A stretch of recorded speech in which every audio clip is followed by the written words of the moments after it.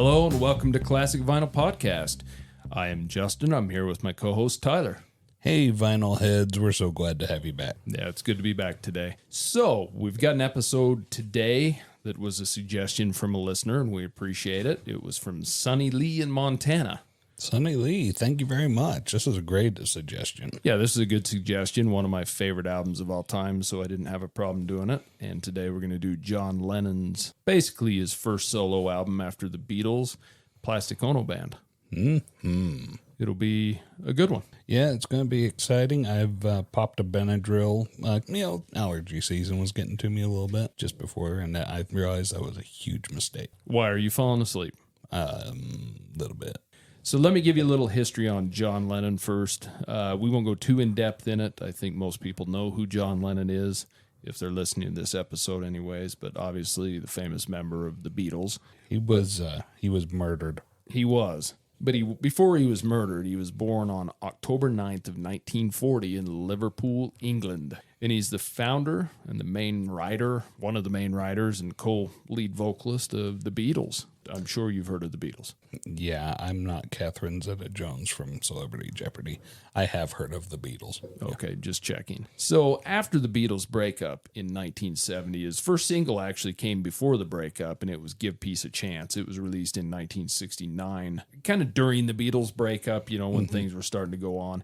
Reached number 2 in the UK, number 14 in the US. But when the Beatles broke up in 1970, that's when he kind of got to the music, started recording his own solo stuff, and this was kind of the first album. They had a couple wedding album and 2 virgins that come out that were just kind of a avant-garde, whatever you want to call them. I call it shit.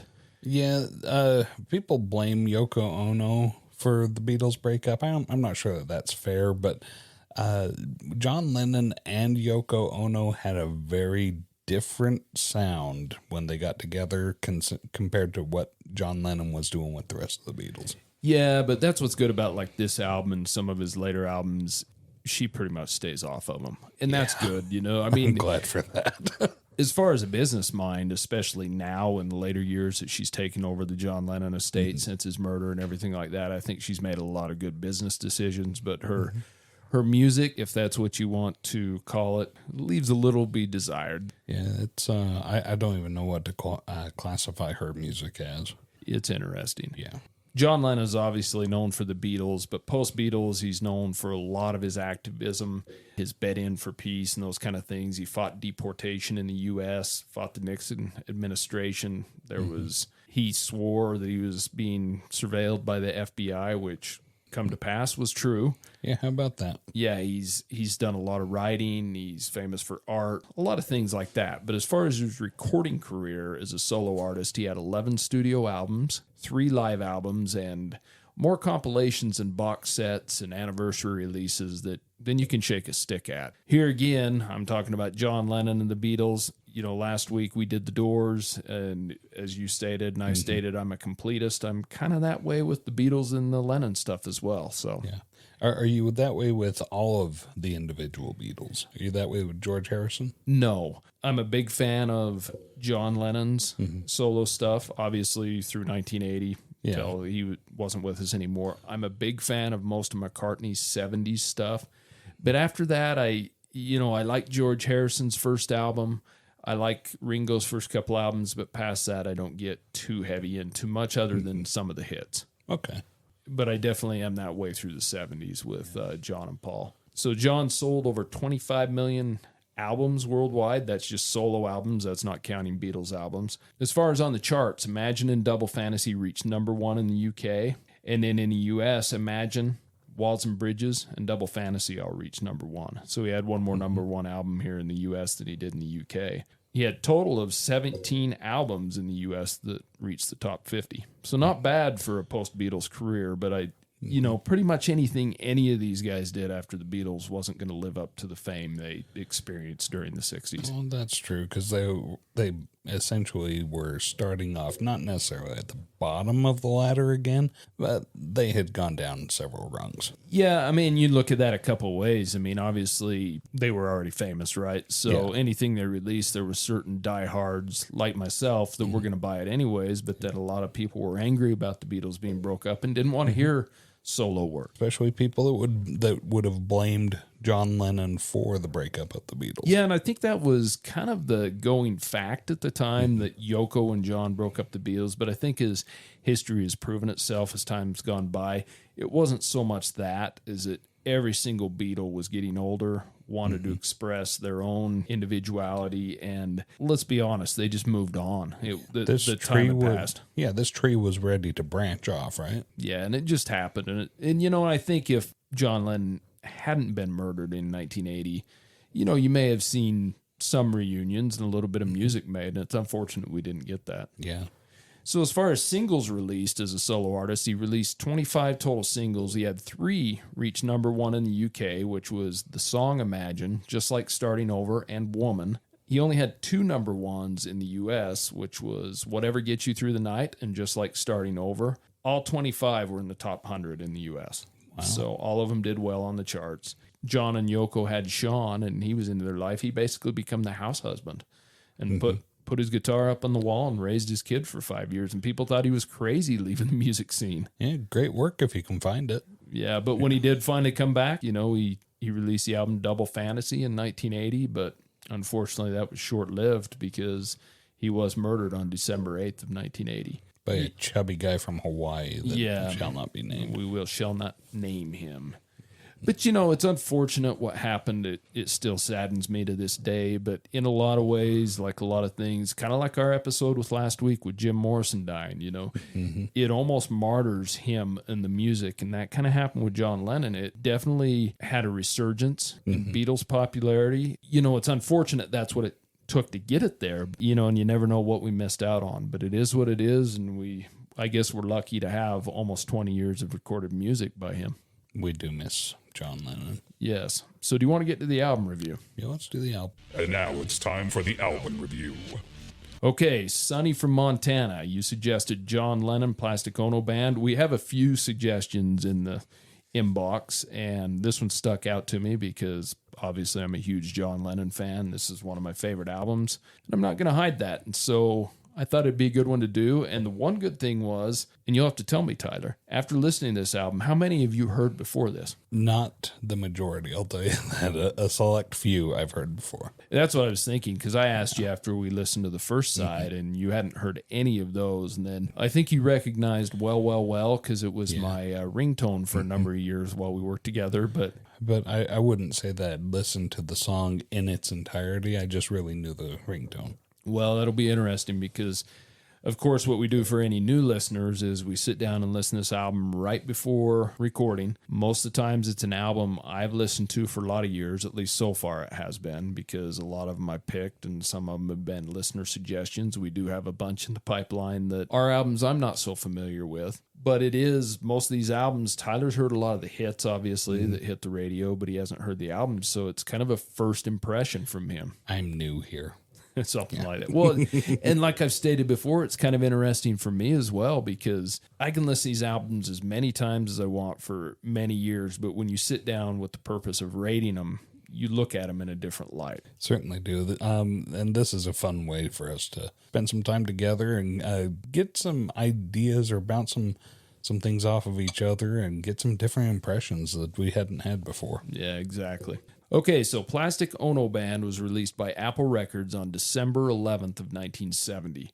It is John Lennon's debut studio album right after the Beatles broke up. It was recorded at Abbey Road Studios in London in September and October of 1970. All songs on this album are written and sang by John Lennon. Now, the album was co-produced by Lennon, Yoko Ono, and Mr. Phil Spector, kind of the notorious Phil Spector. Oh, that Phil Spector. Yeah, he's quite heavily involved with John Lennon in his first few solo albums. So many songs on this album. Lennon had both him and Yoko Ono had went through primal scream therapy in the States, and they never did finish it because their visas expired, or I think Lennon's visa expired. But a lot of this is created from that primal scream therapy. You can maybe see that in some of the albums that he does do some screaming. It does explain a bit of the screaming, yeah. Yeah, so the Plastic Ono Band consists of obviously John Lennon on vocals, guitar, and piano, Ringo Starr on drums, Klaus Vormann on bass, and Phil Spector on piano. And you've even got Billy Preston on piano on one album. Billy Preston had played with the Beatles on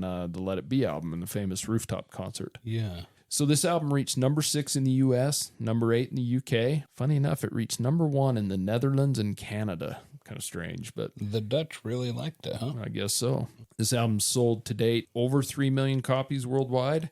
It is certified gold in the U.S. by the RIAA. If it matters, Rolling Stone ranks this number 23 on their greatest 500 albums of all time. Wow, that's a bit high, I think. But okay. For me, it's not, but this probably is. If I was to pick 20 albums as a must for me, this would fit in as one of them. Okay.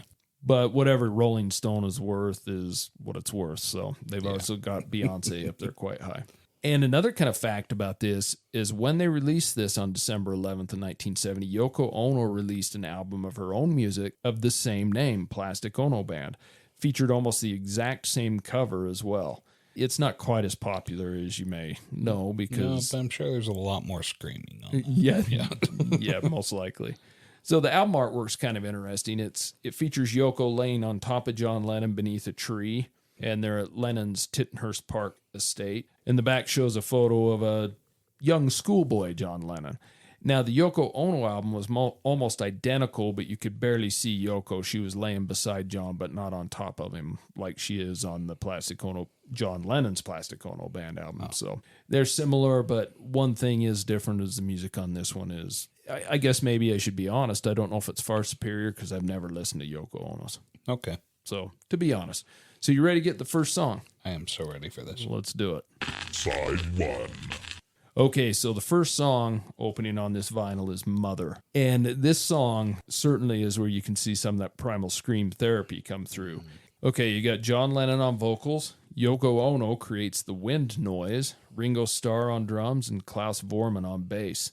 Now, they released this as a single, and they had the song Why by Yoko as the B-side, and that was off her Plastic Ono Band album. So when they released the single, it was about a minute and a half shorter because the bells that are featured on the first of the song, you hear when it kicks in, they cut those out on the single, and then at the end of the song, they faded out quicker.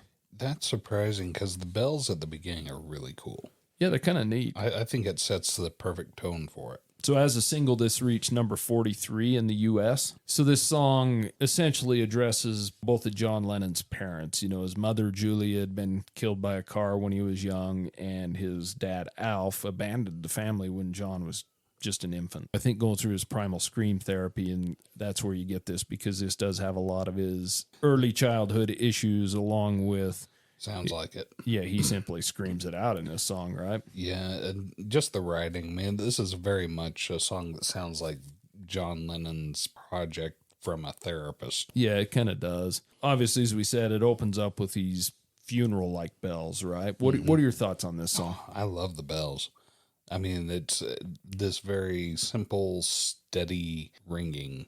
It's a good way to open the album. It really is, and it feels like a funeral. I mean, the way that it sets it up, that's what it is. He's mourning not just the death of his parents, but the loss of his parents from his life. The fact that his mother isn't there. He doesn't have a mom. He doesn't have a dad. His dad ran off and ditched him, and his mom was taken from him, and he's mourning the fact that he doesn't have a father there to nurture him and help raise him. And he's mourning the fact that his mother wasn't there the way other boys' mothers were. Well, he's almost singing this because his mom, even before she died, John lived with his aunt for quite a while, so he wasn't with his mom. His mom was off. So she was absent anyway. Absent a lot, and that's where I think he's singing this more from a young child standpoint, because that part where "Mama don't go, Daddy come home," you know, and he just keeps saying it over and over and over until it climaxes in a scream, right? It's really interesting. The lyrics are very visual in this. You know, you had me, but I never had you. It's kind of, I mean, it is haunting in a way to what his childhood was like. As far as the music for me, and I need to know what you think as well, but you know, you got Ringo in here, so this is half the Beatles, right? Yeah, this is a very, that's kind of the cool thing about this is that George is gone, and so's Paul, But Ringo, John just kind of took him along with him. Well, and Klaus Vormann playing the bass, he's actually a friend of the Beatles. They met him in Germany when they were playing in Germany. So he's when they were really young before they'd hit it. So he's also not completely a stranger, you know. I really like the music in this. The percussion is just a simple, steady percussion. Yeah, Ringo does an excellent job. I think that's where he's very underrated as a drummer. You know, he's not a crazy drummer like Keith Moon or something like that, but his way of keeping beat and some of his fills and stuff are excellent. But in this, it's just real steady. And on the surface, it seems like he's just keeping beat, but a lot of times him just keeping beat, it sets the tone. Like he could be playing at a funeral, and it feels like that. And you wouldn't really think of drums being an instrument that you would hear being played at a funeral, but he plays them like he's at a funeral. Yeah, they're not overpowering anyway, but you can hear it's almost him. reverent. Yeah, you can hear him weird. really well in this song, you know. And that's kind of the same thing about the bass line that Klaus plays in this. You can hear the bass line fairly decent, but it does seem, I think you hit it on the head. Reverend is the way to put it because it's tasteful. It's not overpowering and doing something different to the song. Yeah, especially the bass paired with the piano. I pointed this out to you that when it sounded like a guitar. And I couldn't figure that out until you said, well, there is a bass line and they're playing along with the piano. And so the strumming of the bass playing with the keys of the piano is where I get that guitar from. It's a great sounding song. Yeah, the lyrics, I mean, I really like the lyrics. They show John Lennon's vulnerability. It was something, you know, years before this he wouldn't have done, obviously, because they were world famous Beatles, right? Well, sure. But he's not afraid to show his vulnerability here. And I really like his strained vocals. I like how the music stays steady, but as he keeps repeating, Mama, don't go, Daddy, come home, he's screaming it. Yeah, it goes into a chromatic scream, and that's kind of how the song ends, too, and I really like the ending. It's a good song. It's a song of mourning. It's a song that it feels very authentic and like you're getting a window into what's going on with John Lennon, his psyche during this time. Yeah, the only thing I think is kind of strange about this song is I think it was a poor choice as a single. Yeah. To me, it's not a upbeat something that's going to be a hit on the radio as much. It just seems to me like a very strange choice as a single. Yeah, I have to agree with you there that there's other songs on here that would be a better choice for a single, but maybe that was intentional. Maybe John Lennon just said, this song is so personal to me and so close to me that I want to release that as a single. Yeah, I don't know what his motive was, but that's what I can think of. Yeah, not a bad way to open the album. So let's move on to the next song, Hold On.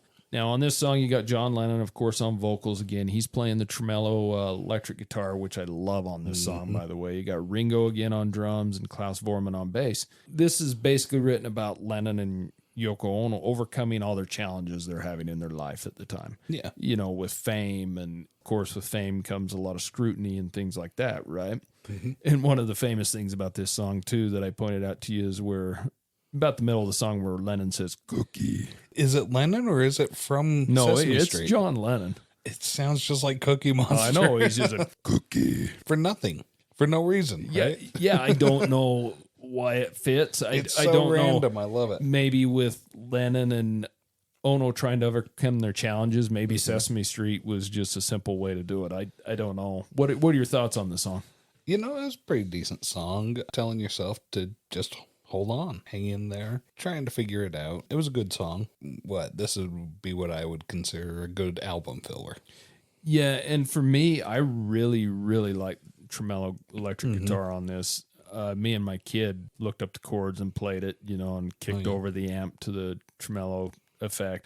I really like it. It's kind of interesting. I've only ever really played the intro, which it kind of goes throughout. It's another song that's got good, simple drumming from Ringo and a good bass line. It's got good lyrics and everything. It really is a pretty song overall. It'd be interesting to hear this song, maybe even a softer version of it on a piano or something, because he does an excellent job at that. But yeah, good, very good song. And I certainly love this album and have a lot of history with it. So this song is probably for me more than album filler. There really isn't a bad song. There is one bad song on this album, in my opinion. Because I was thinking you're probably going to have a devil of a time coming up with Losers. And, that's just because I picked an album I knew I loved and somebody suggested, so it worked good. It would have been on there sooner or later. So, okay, so that moves on to this third song on the album, I Found Out. Once again, John Lennon on vocals and electric guitar, Ringo and Klaus Vormann. So this song apparently was written about John Lennon's disillusionment with the world full of false religion, idols, warning against being taken over as a person by those beliefs. This again has the tremolo and fuzzy guitar on it. It is kind of a stripped down song, a little bit bluesy, but it's a good song in my opinion. What are your thoughts on this one? I really like the fact that the vocals match the notes of the guitar. It's very simple and straightforward as far as the instruments. He does that on a few songs on this album, which are kind of, we'll get into it on another one where I don't know if the vocals follow the guitar or the guitar follows the vocals, but either way they follow each other, right? Yeah, they're marching in step with each other. And this is the first song too. One thing I was going to say, this is the first song on the album. It's funny we had to wait so long to get a Lennon double vocal. Yeah. Because he was very, very famously didn't like his vocals much. And so he liked to double over his vocals and double track them. And it gives them kind of an interesting sound, especially when you're listening on headphones, which we weren't tonight. I really like the message of the song. He talks about the different things, like with his whole search. You can tell that John Lennon, when he's going through this period, he's very actively engaged in a journey of discovery, and both within and outside of himself. He's pondering his own navel and also contemplating the universe all at the same time. And he's giving us a little bit of what he's found out along the way. Doesn't seem like he's found religion. No, I don't think so. And we'll get into that later on as well. He's not a big fan of religion. But what I like about this song is I think this is probably musically one of the best songs on the album. The way the guitar opens it up, it's got amazing drumming by Ringo. It's got a really heavy bass line in it by Klaus. I like how you can hear it all. As raw as it is, you can hear everything. It's not mixed too heavy, which is actually kind of funny because generally when Phil Spector's involved in things, he, his famous wall of sound, he mixes everything all over. So you've got everything, but I really like the rawness of the sound because you can hear the drums coming in. Once again, it shows how good of a drummer Ringo really is. And Klaus is a pretty damn good bass player too. And yes, he is. The guitar in the middle is absolutely amazing. To me, this song is the best instrumentally, and it does have a good lyric in it. I like Lennon's double vocals. I really like that. It kind of gives that eerie feeling to it, Yeah, it gives a haunting feel to the vocals. Yeah, I really like it. Maybe he overused it a little much, but I don't know. Then again, it is what it is, right? Yeah, and I think you're right about the Phil Spector wall of sound, but he must have gone out for coffee or something. But yeah, and this is just a good signal of all the instruments on this and just a good raw song, good rocker.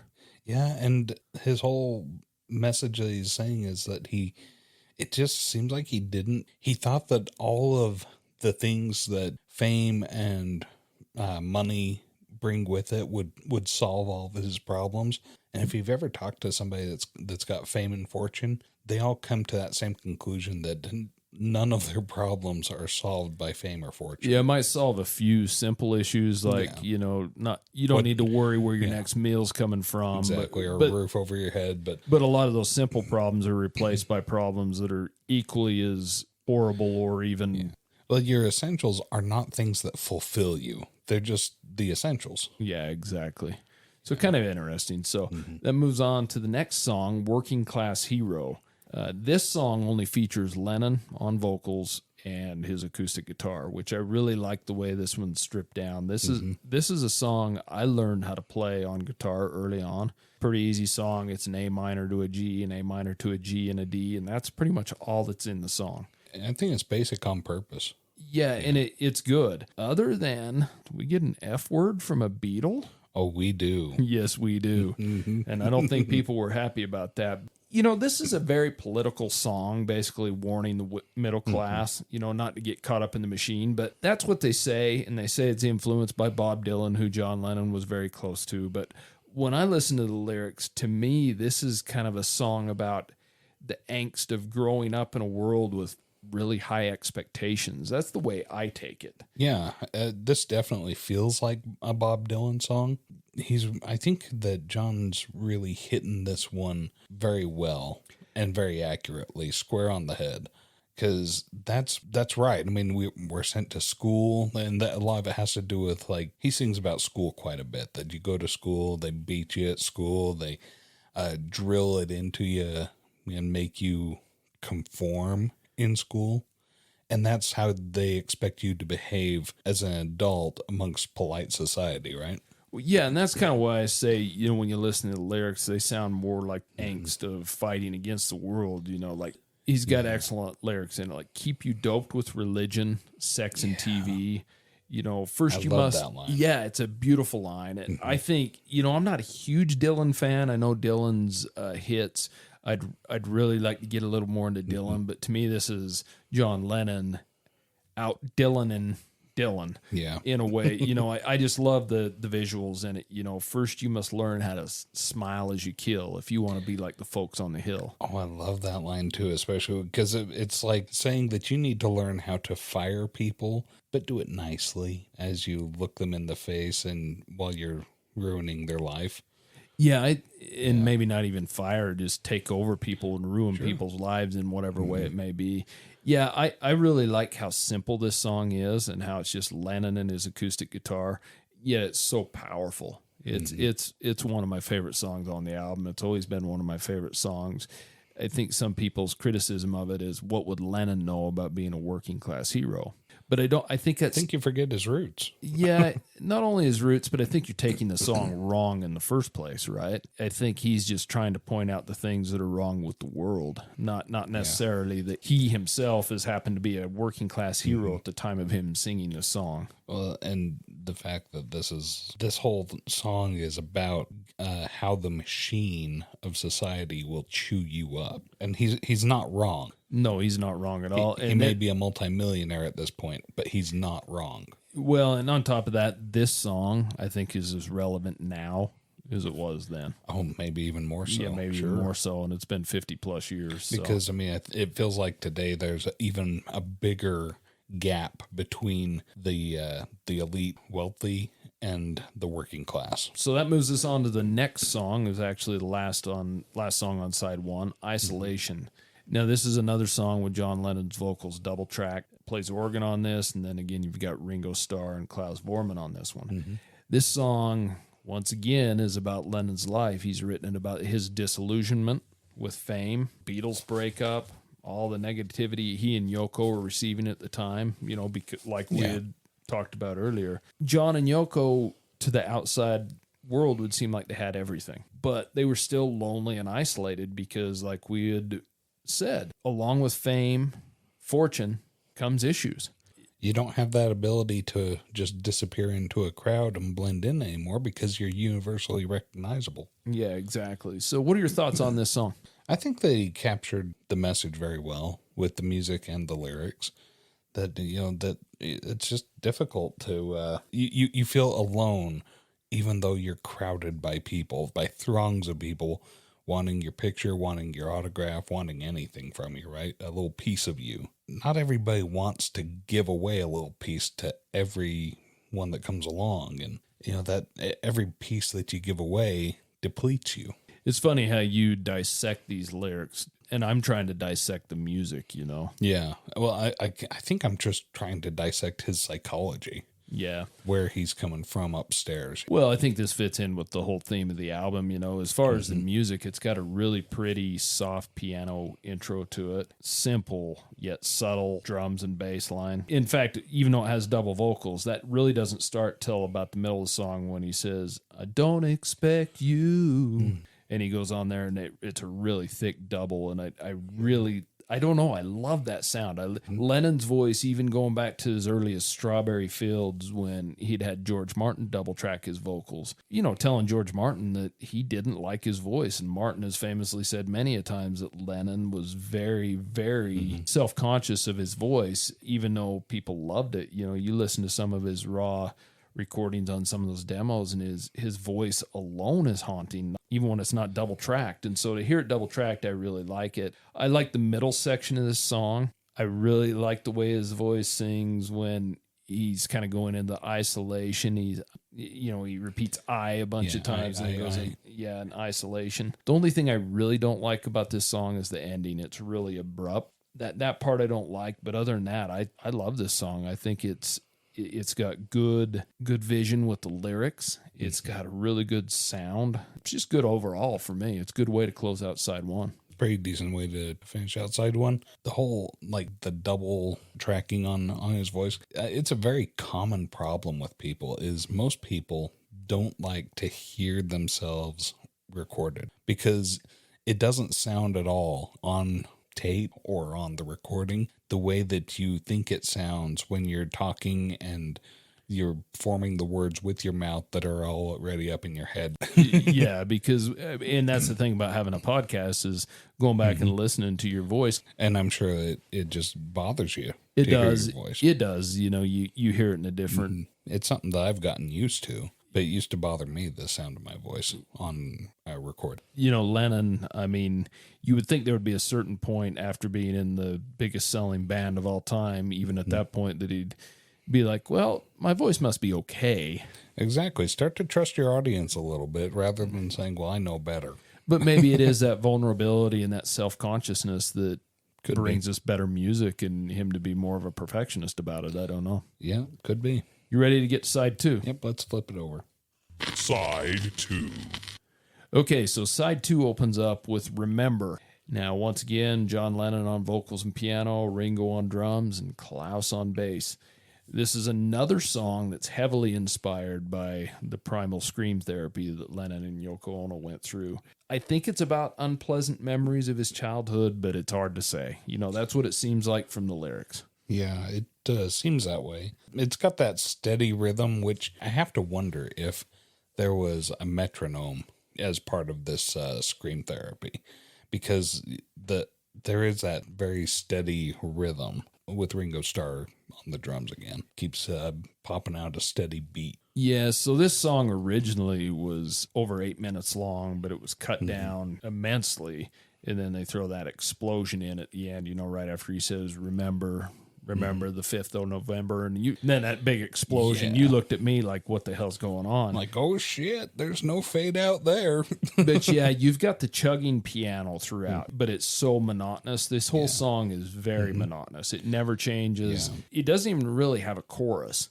It just kind of chugs through, and the center section, when he says "Don't feel sorry," it kind of takes a little bit different speed and moves it up a little bit. But pretty much the whole first section and the whole last section of the song are really monotonous. I think the thing that stands out in this, the vocals are okay, but not as strongest on the album. The drumming is excellent on this. Yeah, it really is. Ringo does a lot of little fills and keeps the beat. And it's probably pretty hard. I'm not a drummer. I don't know. I play guitar, but I'm not even a guitar player. Does that make sense? Yeah. Okay, thank you. The drumming in this, he keeps it pretty solid throughout. And once again, it just proves to me how underrated Ringo is, because I don't know.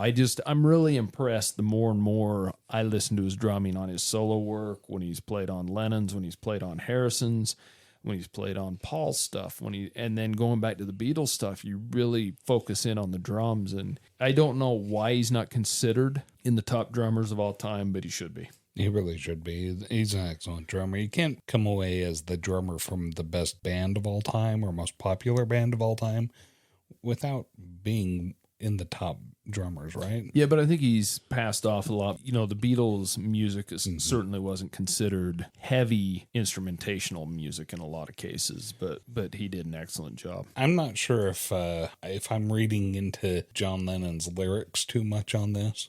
It seems to me that maybe he's just got me pondering my own situation. But have you ever been bothered by something that you did as a kid, or you get overcome by embarrassment or something for a mistake that you made way back when? Yeah. It happens to all of us. And it seems to me that John's trying to say, don't beat yourself up over that. Just, accept the things that you did when, chalk it up to being young, not knowing as much as you know now. When you remember that, it's okay to forgive yourself for the things you did in the past when you were young. Lennon's lyrics on this album are really interesting, because you go back to the Beatles stuff, a lot of it was so hard to figure out because there was a lot of imagery in it. And they'd ask Lennon, and he's like, I was just throwing words out there, that rhymed. And sometimes it meant something, sometimes it didn't. With this album, I think the Primal Scream Therapy really coming through in his vulnerability. Most of the lyrics are straightforward. I mean, you might have to... It really means something. Yeah, you might have to reach to what exactly he's talking about, but you don't have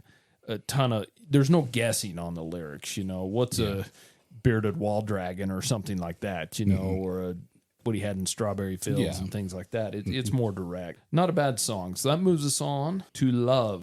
Now, this is another song. You've got Lennon on vocals and acoustic guitar and just Phil Spector on piano. So no Ringo and Klaus on this one. So this was originally going to be released as a single, but they chose Mother instead. But this one did receive quite a bit of airplay either way. I think this would have probably made a better single. Probably. Although I still don't think this would have been the best choice for a single. And they did eventually release this as a single in 1972 for some reason, about the time the Imagine album came out. And it actually hit number 8 in the U.S. and number 15 in the UK. So obviously this probably would have been a better choice as a single. And there's a bunch of different, alternate versions of this song. If you go out on the different greatest hits he's released, the compilations, the box sets, there's a few different versions of this song floating around. It's been covered by a lot of groups. The Dream Academy, the Letterman, Barbra Streisand, plenty of others. What are your thoughts on this song? It wasn't a terrible song. It was pretty good, pretty decent. I was a little surprised when it ended because I thought, wow, this is a fairly short song. And then it picked up with a little bit of a start up again. Because it has that false ending. Yeah, false ending. It gets really quiet. Maybe not. And then, wait, no, it's over. It's a short song. It ended. Yeah, it's got a felt really short to me. It's got a really nice, soft, quiet piano intro that I really like. And then there's a little bit of acoustic guitar that kicks in. And it's just kind of a pretty love song. The vocal's really good on it. I don't think it's double over. I think it's just got a little bit of an echo on it, a small echo. It's hard to tell. It could be doubled. And you were talking about that quiet down in the middle, and then the piano kind of comes back in, but it's like coming back in. It's far away, and it slowly builds back to the full volume. So it's just kind of a pretty little soft song. I think it's a good, as we talk about a lot of these, it's a good palate cleanser before we get to the next song. Sure. Which is a complete opposite of what this is. Yeah, it was a sweet little song. So then we go into Well, Well, Well. Very heavy song. Yeah, this is a pretty heavy song. And this is the one you knew as my ringtone on my phone for quite a while. So you've got, this is back to normal. You've got Lennon on vocals, electric guitar, and Ringo and Klaus. Power trio of them making a pretty heavy song. This is a song basically describing a life, or the basic day in the life of John and Yoko. It's got heavy, fuzzy guitar, aggressive licks on it. It's got really good screaming and strong vocals on it. And you can tell the Primal Scream Therapy once again on this because he does a lot of screaming, and that's supposed to, I don't know exactly how that's supposed to work, but it's supposed to cleanse your soul or something like that. What are your thoughts on this song? The Primal Scream, from what I understand, is supposed to get in touch with that inner child that's trying to express themselves. And so that primal scream's kind of what we've lost as we've matured and grown up and we grow out of it. So it's trying to get back in touch with that. It's a kind of a weird thing. I think that it wasn't a very eventful day for John and Yoko. He did say she looked so beautiful he could eat her. That's true. Now, that could either refer to cannibalism or possibly oral sex. I'm not sure, but it does have some... I mean, it's pretty straightforward lyrics again. I mean, you have to guess in a couple things, but... Yeah, and he screams out, well, well, well, over and over and over again. Dude, what's up with all this screaming? Is this part of the basic life for Lennon and Ono?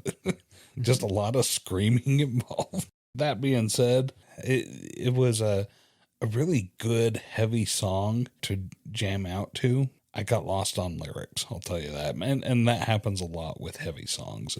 Well, and the one thing we got to take into account, too, is this album, like a lot, takes a little bit of listening to fall into it. You're hearing this song for the first time. Yeah, apart from the licks that were on your ringtone. Yeah, exactly, which is the intro, which I love the intro. I think the bass line is very solid in this. It's got good drumming again. There's that part where the bass just thumps and then the drum thumps. The bass thumps and the drum thumps. And I like that back and forth play with those guys. Klaus and Ringo, you can tell that they've had a good time playing together. Yeah, this is a good band. I mean, as a power trio, you know, I mean, you don't ever think of the Plastic Ono Band as being a power trio, but they really are. You know, this is the longest song on the album at 6 minutes. I think this would have been a better song to either open side 2 or open... Mother opened well with the bells, but this would have been a good song to open side 2 with that riff. I agree. That intro riff. You know, the vocals, again, I believe they're doubled in a lot of sections, but they may just have some kind of reverb or echo on them. I'm sure knowing Lennon, they're doubled. It's kind of interesting in the middle of the song where he's just screaming. It's almost, that scream is almost put in place as like some kind of instrumentation solo. Like instead of having a guitar solo in the middle, we just have his constant. That screams. wailing. Yeah. Yeah. I mean, it's crazy. I really like this song. I've always liked this song, as you know. That's why it was my ringtone, right? It's just a good, heavy song, and I like the way Lennon plays these songs off of each other. You can have one song that is so quiet and so, you know, so vulnerable, and then you go to this one where it's, you know, you're just explaining a day, but the music just blows it out. This is definitely the heaviest song on the album. Oh, for sure. Okay, so we move on to the next one, Look at Me. Yeah, we take another step back from the heavy. Well, and that's kind of why I said, you know, you got Love before Well, and Look at Me after it. Whatever one's the palate cleanser, you know, depending on how you look at it, one is. It's definitely playing them off of each other. Now, this song definitely has double-tracked vocals on it again, and this song is just Lennon and his acoustic guitar. Here's the funny thing about this song. He wrote this song, or the biggest portion of this song, in India in 1968, where the Beatles wrote most of the White Album. Oh, really? And this song was supposed to be on the White Album, but he just didn't finish it for whatever reason. It features a lot of the finger picking that Donovan had taught him while they were in India. This song to me, and you probably don't know it as much, but this song to me should be on the White Album. The finger picking on it sounds almost exactly like Dear Prudence. Yeah, it has a little bit difference to it, and maybe even a little bit like Julie in a way, but this is straight off the White Album for me. I remember hearing this song for the first time, and obviously I didn't get into Lennon's solo stuff until after I was heavily into the Beatles. That's the first thing I thought was Dear Prudence. It has that same picking. And this is a good song. Really impressive finger work by Lennon. And the writing in this is really good. I mean, this whole Look at Me, it's a very introspective song. He's telling himself to take a look at himself. And, it, you know, not so much as everybody else around him, but it's more like the voice in his head saying, hey, let's take a look at me and how am I doing and what's going on inside of me. It's a good song. I don't see how it didn't make the White Album, but it sounds exactly like it should be on there. So it certainly would have fit. So that moves us on to the next song, God. John Lennon once again on vocals. You've got Ringo and Klaus playing on this one again, and this one is the song that has Billy Preston on piano on it. This is kind of a 3-sectioned out song. You've got the first section where John sings about God being a concept by which we measure our pain. The second portion of the song is where he lists all the things he doesn't believe in, which are most things he doesn't believe in. You know, the third portion, the last portion of the song is where he's no longer the dream weaver. He's not the walrus. He's just John. You know, he believes in John and Yoko, right? This, to me, and I wrote this in the notes, is it's Lennon declaring an ending to the Beatles, the 60s, the big dream, everything they had lived through, you know, the biggest rock and roll band and rock and roll star in the world, and it's over. I can tell you, this song still gets me to this day. You know, to hear him say he doesn't believe in Beatles. You know, as a huge Beatles fan, I love Lennon's solo work. I really do, for the most part. Nothing can replace the Beatles, and it still would have been interesting to see what John and Paul and George, especially as the main writers, would have done to each other's songs and how these things would have materialized differently. Before I get your feelings on this song, I'll tell you what I think. This song is kind of monotonous because you've got I don't believe in yoga, I don't believe in Buddha, I don't, you know, it just keeps over and over. But to me, it works for this because of the theme of the song. It's got excellent piano work, which you wouldn't expect anything less from Billy Preston. I love the piano intro. Each time before he says, I don't believe in whatever, it's got a little piano key walk up that's really good.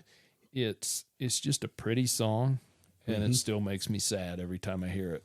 It's a very haunting song with the way that it sounds. It's just John Lennon doesn't believe in most things. It's just boom, boom. It's funny, he doesn't believe in Elvis, and I don't know if you caught it. He doesn't believe in Zimmerman. I don't know if you know who Zimmerman is. That's Bob Dylan. Oh, Yeah, that's his real name is Robert Zimmerman. oh, So, and then of course he doesn't believe in Kennedy. He doesn't believe in the Bible. He doesn't believe in Buddha. He doesn't even believe in yoga, for hell's sake. It always gets me, like I said, every time he says he doesn't believe in Beatles. in the Beatles. Yeah. You know, I just believe in me, Yoko and me. That's reality. And it really is. And so this is another song where he's not mixing vocals. He's saying he doesn't have any place right now for all this bullshit. Yeah, exactly. It's him. He's dealing with enough crap. This is his life, and that's what he's going to do. And I think this is a beautiful song. I love it. It's telling you the Beatles are not getting back together. Basically, and he's softened on those things, you know. In fact, it's been talked about that by the time he was shot, they were talking about doing something else together again, you know. I mean, they'd been together so close for so many years. I mean, this album is a take on John Lennon's new life. Yeah, a reunion would have been reasonable, but at this point in John Lennon's career, he was letting you know the Beatles was over. We're not getting back together. Yeah, the wounds were fresh right here, and with all his political activism and the problems he had with the world, this is just kind of all tied up in it. So that brings us to the last song, if you want to call it that, because it's just a little short number that's just John Lennon again on vocals and acoustic guitar. Almost like a nursery rhyme. Yeah, short. because it was set to Three Blind Mice. It's almost playing like through an old AM radio. It's kind of a far away mono sounding thing. And I really think, you know, I'm not super high on this song, to be honest with you, but it's also really, really short. I think if this was done on a piano or an acoustic guitar as a pretty little song, it would have been a lot better. This sounds almost like a demo to me. Yeah, it's very melancholy, though. It's real short, but real melancholy, real sad. To me, I guess it's not bad. You know, I understand My Mommy's Dead. You know, I mean, it's a sad song, but as far as the song feeling to me is like a demo or an afterthought to the album, it doesn't seem to fit in as much. Yeah. The lyrics fit in with the theme of what he's going through in his life, but it just seems like an unfinished song in a way. Yeah, this would be, I would consider this to be a decent outro to the opening song. Yeah, it would be good fit with that. Yeah, So, to Mother. that ends Plastic Ono Band. You want to get to winners and losers? I think we're ready. Winners and losers. Okay, Ty, you've heard Plastic Ono Band in pretty much every song for the first time about an hour ago. So what would you rate as your two least favorite songs? The two least, I'm going to go with Love because of Phil Spector. That's a good reason. Yeah, just rate it that way because he's a murderer. Yeah, take that. In fact, he's not even a bad musician. I really, that's really not fair to knock Love like that. I had a hard time coming up with losers on this one. I'm going to go with My Mummy's Dead for being so short and being a little out of place, it seems like. I mean, it's a decent album close, but maybe if they would have moved Mother to being the album closer instead of the album opener, or put that in as the outro to Mother, I'd be better with it. But on its own, you're right. It feels more like a demo. It just doesn't really fit in. Yeah. Also, Isolation Is one of your least favorite? It's one of my least favorites. I know that it's one of your favorites, but Damn you, I asked you to name two and you've named three. sorry. That's okay. It's your right. Well, What didn't you like about Isolation? I'm retracting Love because I don't think it's Stop. fair. What did you not like about Isolation? Well, I'm retracting my nomination for Love because I don't think it's fair to call that one least favorite just because of Phil Spector being a murderer. Yeah, I guess that's not. Isolation, it just seemed like I didn't really like the whole isolation. Yeah, and see, that's a part I kind of like, but I think I liked his vocals on it, the way they were all double tracked more than the actual part of it, you know? I like the double tracking. I think it's a great effect. If that's what John Lennon needed in order to help him feel better about having his voice on record like that, it worked great. I really like the effect. I'm glad he uses it so much. Isolation it didn't really have the substance that I was hoping to find in that song. So what about you? What are your least favorites? I'm right with you, obviously, on My Mummy's Dead. It's just too short, demo-ish, and not finished. And it's all right. Mm-hmm. It seems like it'd be a pretty song if it was finished up different, but maybe that's the way it's supposed to be. But I've never really cared for it as much. It's okay to listen to. It doesn't take long to listen to. It's at the end of the album. I wouldn't take it off. It's also kind of childish. It is. I think that's the word I'm looking at. It feels kind of childish, like you've got a singer up on a stage holding the microphone, crying into it, just, my mummy's dead. Yeah, but I think that's how this album's supposed to be, is vulnerable. And we had talked on some of these, is it him singing from the point of a young boy? And if that's the case, then that makes sense. It's just weird, But yeah, kind of like he's, letting his inner child out while he's in the middle of a concert. It's weird. Yeah, and I think my second least favorite song is Remember. To me, it's just a little monotonous, and it's a good song. Yeah. It's a good album filler. I wouldn't take it off. I don't skip it, anything like that. In fact, there's no songs on this album I skip, but that's my least favorite song as well, with My Mummy's Dead, if I had to pick one. So what are your two favorite songs on this album? I'm going to go with one of them being Mother. I thought that was a perfect song. I absolutely adored it. And I'm going to go with Working Class Hero. I really resonated with that song as well. Both of them from side one. I'm a little surprised to see that. So pick one for side two then. We'll give you three tonight. Okay, the only one that I wrote on side two is Remember, which is your least favorite. Hey, that's how it turns out sometimes. Maybe it was just from the Remember the 5th of November. When the explosion woke you up. Explosion. That was awesome. Yeah, and when I say it's my least favorite, it's just my least favorite out of these songs, and I think it's a strong album. That goes without saying, right? Yeah. Yeah, it's a John Lennon song. You'd love it, even if it's your least favorite on the album. It was one of my favorites. My favorite on side two, I'll tell you that. That's good. And your favorites? I have three of them, and I'm not going to put them in any particular order because that's not fair. Yeah. They're all something different to me. And Working Class Hero, without a doubt, I love that song just like you. It's always resonated with me. Working Class Hero, God, and Well, Well, Well. Those three songs are by far my favorite on the album, but this is a very strong album, but I would rate those three at the top. And just depending on the day is which one's better than the other. But generally when I'm listening to one, I'm listening to them all. You ready to rate the album? I think so. Album rating. Okay, Mr. Tyler.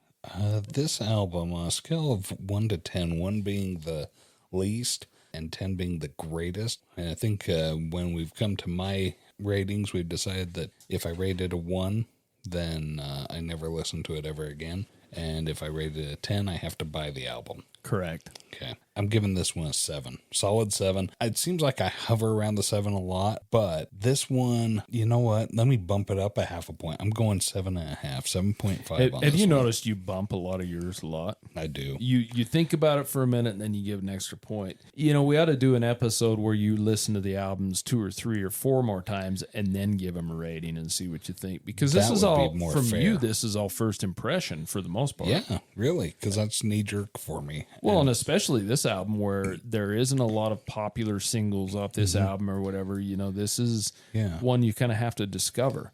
And this one, I think one of the reasons that I like it so much, because I could see myself, maybe 5 years ago, giving this a much lower rate, less than 5.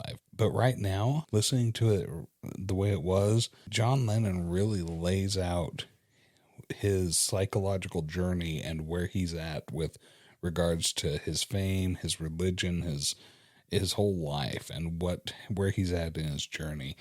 And that got me thinking a lot. It really got me into introspection the way that he was into introspection, obviously. I mean, he was obviously into introspection based off of this album and the lyrics, the way it was written. So yeah, 7.5, very much so. Who knows? I could see myself buying this album anyway, just because of how much I enjoyed it. What about you? Where are you at? Well, this is easy for me. Like I said, it was one of my top 20 albums. I mean, if I had a Desert Island album package of 20 of them, this would be one of them. I rate this a 10. I like every song on this album, with the exception of the last one's probably the only kind of stinker, but I still enjoy it. I just wish there was more to it. But I like everything about this. I have a lot of history with it. I like the sound.